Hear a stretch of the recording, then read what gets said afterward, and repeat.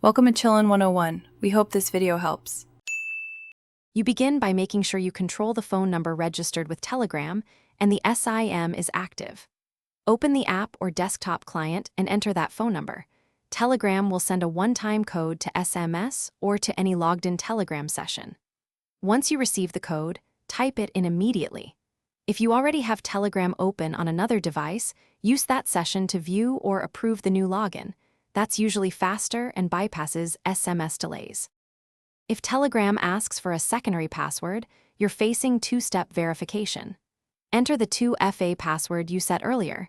This is required even after the SMS code. If you can't recall it, check for a recovery email link you configured when enabling 2FA or use another active Telegram session to change settings.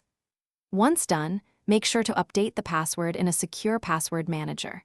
If no recovery is available, follow the in-app account recovery prompts or reach out to Telegram. After regaining access, set a strong two-step verification password and add a recovery email so you can reset it later.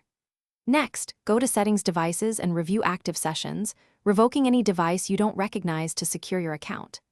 Make sure your contact phone and email are current and consider enabling a password manager for safekeeping. If you run into problems, check your carrier and SIM status, confirm other logged-in sessions, and try a fresh sign-in. That usually resolves delayed or missing codes. Thanks for watching. Consider subscribing if we helped you.